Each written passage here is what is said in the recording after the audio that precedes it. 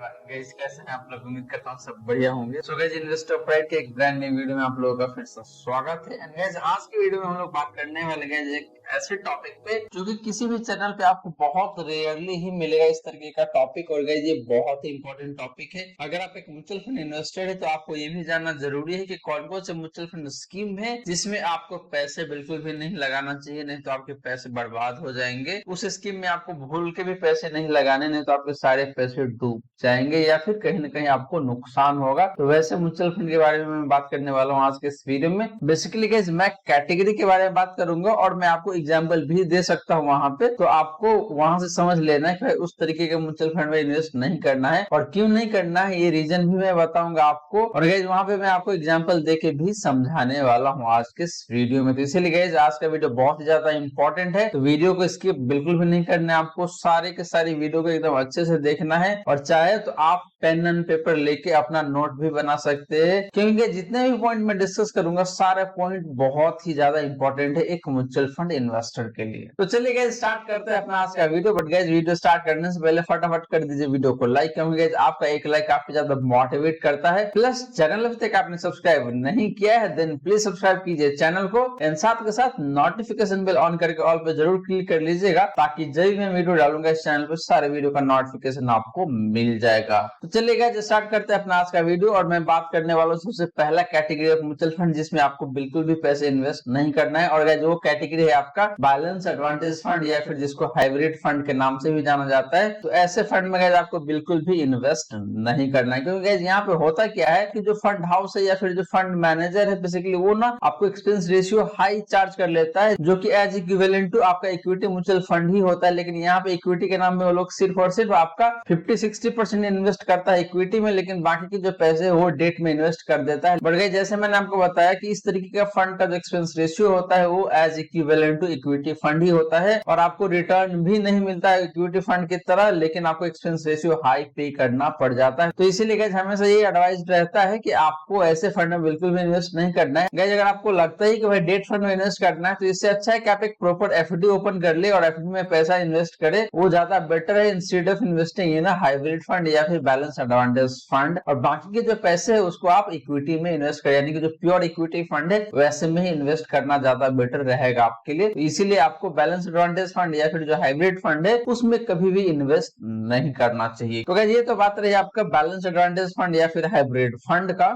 Second category of fund है guys वो है आपका fund of fund. Guys fund of fund हो सकता है आप में से काफी लोगों को समझ में नहीं आ रहा होगा, लेकिन गाइस जैसे इसका नाम है उससे थोड़ा बहुत आइडिया जरूर आपको लग रहा होगा। फंड ऑफ फंड का मतलब ये होता है गाइस कि एक पर्टिकुलर फंड किसी दूसरे फंड में इन्वेस्ट करता है, वो डायरेक्टली शेयर्स में इन्वेस्ट नहीं करता है। और गाइस ऐसा जनरली वहां देखा गया है कि जो इंडियन म्यूचुअल फंड है जो कि बाहर के मार्केट में इन्वेस्ट करता है, यानी कि फॉरेन के जो मार्केट में इन्वेस्ट करता है, तो वो डायरेक्ट इक्विटी में इन्वेस्ट ना करके जो फॉरेन के जो म्यूचुअल फंड होता है उसमें इन्वेस्ट करता है। जैसे कि आपका हो गया Motilal Oswal Nasdaq 100 fund of fund है वो, या फिर कुछ इस तरीके के और म्यूचुअल फंड स्कीम है जो कि फंड ऑफ फंड है, किसी दूसरे फंड की स्कीम है उसमें इन्वेस्ट करता है, डायरेक्टली वहां के इक्विटी में इन्वेस्ट नहीं करता। तो यहाँ पे एक्सपेंस रेशियो आपको हाईएस्ट लेवल का मिलेगा, क्योंकि आपका जो पहला फंड है वो भी अपना एक्सपेंस रेशियो चार्ज करती है और जो सेकंड फंड होता है वो भी अपना एक्सपेंस रेशियो चार्ज करती है। तो इसीलिए यहाँ पे आपका एक्सपेंस रेशियो काफी ज्यादा होता है। तो यही रीजन है जिसकी वजह से आपको फंड ऑफ फंड में कभी भी इन्वेस्ट नहीं करना चाहिए। तीसरा कैटेगरी है गाइस न्यू फंड ऑफरिंग, जिसको आप एनएफओ के नाम से जानते हैं।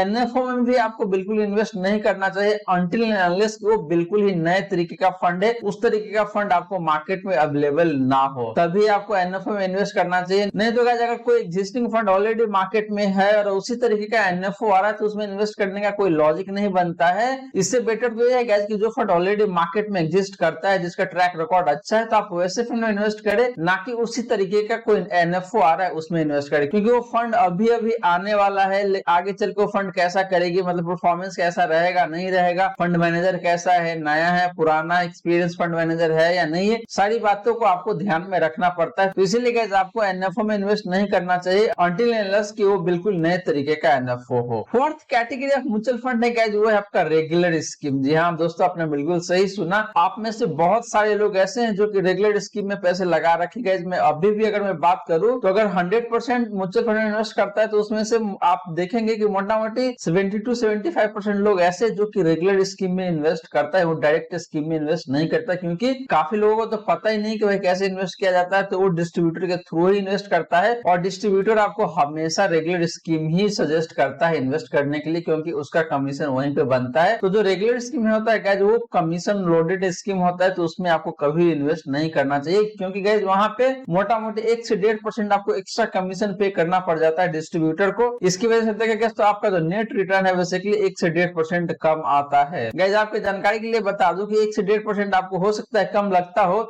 लेकिन अगर आप इसको 20 से 25 साल के टाइम फ्रेम में देखेंगे तो ये बहुत ही ज्यादा इंपैक्ट करता है आपके रिटर्न पे, आपके जो कॉर्पस होता है उस पे। गाइस मेरे राइट साइड में एक वीडियो क्लिप चल रहा होगा, वहां पे आपको दिखा रहा हूं मैं कि कैसे अगर आप एक डायरेक्ट स्कीम में इन्वेस्ट करते हैं तो कितना कॉर्पस बनता है, और वहीं अगर आप एक रेगुलर स्कीम में इन्वेस्ट करते हैं तो कितना कॉर्पस बनता है। तो गाइस यहाँ मोटा मोटी आपको 20 लाख का इम्पैक्ट आ जाता है अगले 20 साल में। अगर आपने 20 साल के लिए इन्वेस्ट किया हुआ है 15% पर एनम के हिसाब से, तो डायरेक्ट स्कीम में आपको 15% पर एनम का रिटर्न मिलेगा। वहीं अगर आप रेगुलर स्कीम में इन्वेस्ट करेंगे तो आपको 13.5% का रिटर्न मिलेगा, और इसकी वजह से देखें तो 20 साल में आपको 20 लाख रुपए कम मिलेंगे। तो गाइस ये 20 लाख बहुत ज्यादा होता है। गाइस 1.5% पर एनम का रिटर्न है, लेकिन उसको अगर 20 साल में देखें तो आपको 20 लाख का इम्पैक्ट देता है। तो गाइस ये 1 से 1.5% कम बिल्कुल भी नहीं होता है, लंबे टाइम फ्रेम में काफी ज्यादा इम्पैक्ट कर जाता है। तो इस बात को आपको हमेशा ध्यान में रखना चाहिए। और गाइस आपको हमेशा यही कोशिश करना चाहिए कि आपका जो म्यूचुअल फंड इन्वेस्टमेंट है वो बेसिकली आपका जो डायरेक्ट स्कीम है उसी में होना चाहिए, रेगुलर स्कीम में कभी भी नहीं होना चाहिए। Next category of mutual fund guys, ऐसा कैटेगरी ऑफ म्यूचुअल फंड है जिसको आप सुनेंगे तो शायद आपको लगेगा कि भाई क्या बोल रहा है, भाई ऐसा कैसे बोल रहा है कि भाई लार्ज कैप या फिर ब्लू चिप म्यूचुअल फंड में इन्वेस्ट नहीं करना चाहिए। जी हाँ दोस्तों, आपको लार्ज कैप में या फिर ब्लू चिप म्यूचुअल फंड में इन्वेस्ट बिल्कुल भी नहीं करना चाहिए। इसके पीछे क्या लॉजिक मैं बताता हूँ आपको। और गाइस आपके जानकारी के लिए बता दूं कि मैंने जितने भी लार्ज कैप म्यूचुअल फंड या फिर जो ब्लू चिप म्यूचुअल फंड है उसमें इन्वेस्ट किया था, सारे को मैंने बंद कर रखा है और वहां से मैंने स्विच कर दिया है। तो गाइस लार्ज कैप या फिर blue chip mutual fund scheme में इन्वेस्ट नहीं करने के पीछे रीजन क्या है? तो गाइस रीजन बहुत सिंपल सा है। जब से सेबी का रिक्लासिफिकेशन रूल आया है तब से क्या हो रहा है कि जितने भी लार्ज कैप या फिर ब्लू चिप म्यूचुअल फंड है वो टॉप 100 स्टॉक से बाय मार्केट कैपिटलाइजेशन उसी में इन्वेस्ट करता है। क्योंकि पहले क्या होता था कि नाम से लगता था आपको कि भाई लार्ज कैप या फिर blue chip mutual fund scheme है, लेकिन वहां पे रिटर्न को बढ़ाने के लिए म्यूचुअल फंड हाउस या फिर जो फंड मैनेजर बेसिकली क्या करता था, वह थोड़े बहुत आपके लार्ज कैप स्टॉक्स में इन्वेस्ट कर देता था और बाकी आपका मिड कैप या फिर स्मॉल कैप स्टॉक्स है उसमें इन्वेस्ट कर देता था, सो दैट कि फंड का जो रिटर्न है काफी बेहतर है। क्योंकि गाइस जितने भी म्यूचुअल फंड इन्वेस्टर है वो पास्ट ट्रैक रिकॉर्ड ही देखता है फंड का, तो इसीलिए गाइस फंड मैनेजर इस तरीके का काम करता था ताकि उसके फंड का रिटर्न ज्यादा लगे, और जो इन्वेस्टर है बेसिकली वो पास्ट ट्रैक रिकॉर्ड देखेगा और उसके बेसिस पे सारे इन्वेस्टर उसी के फंड में इन्वेस्ट करने लग जाएगा। बट गाइस सेबी का नजर इन बातों पे पड़ गया और उसके बाद सेबी ने अपना रिक्लासिफिकेशन रूल ला दिया कि भाई सिग्निफिकेंट अमाउंट ऑफ इन्वेस्टमेंट जो है वो आपका लार्ज कैप स्टॉक्स में होना चाहिए, ना कि स्मॉल कैप या फिर मिड कैप में। तभी आपका म्यूचुअल फंड लार्ज कैप या फिर blue chip mutual fund scheme में क्लासिफाई हो पाएगा, अदरवाइज नहीं हो पाएगा। इसके बाद जैसे गाइस मैंने आपको बताया कि top 100 stocks by market capitalization होता है, उसी में सिग्निफिकेंट इन्वेस्टमेंट होता है इन लार्ज कैप या फिर blue chip mutual fund scheme का। और गाइस वहीं पे अगर मैं बात करूं इंडेक्स फंड का, तो इंडेक्स फंड का भी इन्वेस्टमेंट मोटा मोटी देखिए तो ऐसे ही स्टॉक्स में होता है। तो इंडेक्स फंड का एक्सपेंस रेशियो काफी कम होता है, 0.2 से लेकर 0.25 के आसपास में होता है। वहीं guys active large cap mutual fund scheme है उसका एक्सपेंस रेशियो मोटा मोटी 1 से 1.5% 2% के आसपास में भी होता है। इसीलिए गाइस आपको इंडेक्स फंड में इन्वेस्ट करना चाहिए, ना कि large cap active mutual fund में। क्योंकि गाइस इंडेक्स फंड में अगर आप इन्वेस्ट करेंगे तो आपका मोटा मोटी 1 से 1.5% का जो एक्सपेंस रेशियो है वो बच जाएगा, और गाइस 1 से 1.5% का क्या इंपैक्ट हो सकता है लॉन्ग टर्म में ऑलरेडी मैंने आपको बता रखा है। इसीलिए गाइस हमेशा ये रिकमेंडेड है कि आपको इंडेक्स फंड में इन्वेस्ट करना चाहिए, ना कि active large cap mutual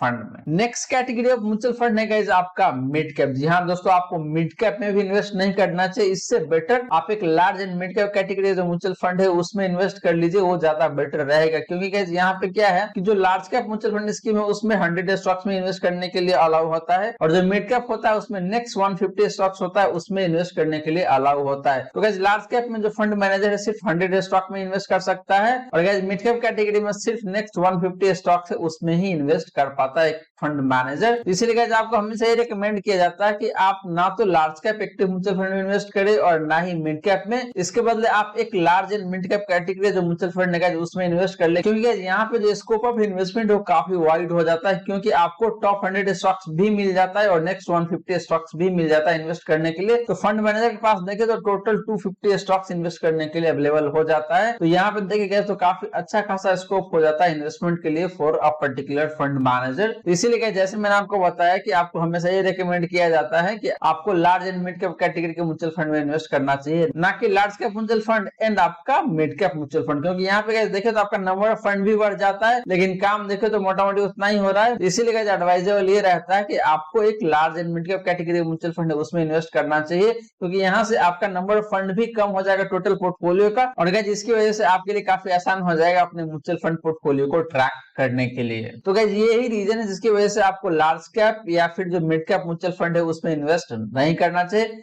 next category of mutual fund है गाइस वो है आपका सेक्टोरल म्यूचुअल फंड, जिसको आप थीमेटिक म्यूचुअल फंड के नाम से भी जानते हैं। तो गाइस आपको कभी भी सेक्टोरल म्यूचुअल फंड में इन्वेस्ट नहीं करना चाहिए या फिर जो थीमेटिक म्यूचुअल फंड है उसमें इन्वेस्ट नहीं करना चाहिए अनटिल अनलेस कि आप बहुत बड़े एक्सपर्ट है एक पर्टिकुलर सेक्टर का। अगर आप एक पर्टिकुलर सेक्टर को बहुत अच्छे तरीके से जानते हैं in that case you can go ahead and invest in that particular sectoral fund. लेकिन अगर आपको लगता है कि भाई आपको पता नहीं उस सेक्टर के बारे में, आपको उतनी नॉलेज है नहीं, तो आपको कभी भी इन्वेस्ट नहीं करना चाहिए एक सेक्टोरल फंड में। इसके पीछे रीजन ये है गाइस कि सेक्टोरल फंड बहुत ही ज्यादा रिस्की हो जाता है, क्योंकि इसका कंसंट्रेशन एक पर्टिकुलर सेक्टर के ऊपर होता है। वो सेक्टर अच्छा परफॉर्म करेगी तो फंड अच्छा परफॉर्म करेगा, अदरवाइज वो फंड अच्छा परफॉर्म नहीं करेगा। तो इसीलिए हमेशा ये एडवाइजेबल रहता है आपके लिए कि आपको सेक्टोरल म्यूचुअल फंड में इन्वेस्ट नहीं करना चाहिए, क्योंकि हो सकता है ये फंड 1 से 2 साल काफी तगड़ा परफॉर्मेंस दे, लेकिन हो सकता है अगले से 2 से 3 साल में ये फंड काफी अच्छा परफॉर्मेंस ना दे। तो यहाँ पे देखिए तो आपका जो रूल ऑफ कंपाउंडिंग है वो भी अच्छे तरीके से काम नहीं करती है। तो ये भी रीजन है जिसकी वजह से आपको एक सेक्टोरल या फिर थीमेटिक फंड है उसमें इन्वेस्ट नहीं करना चाहिए। Guys last but not list category of mutual fund है वो है आपका डेट फंड। जी हाँ दोस्तों,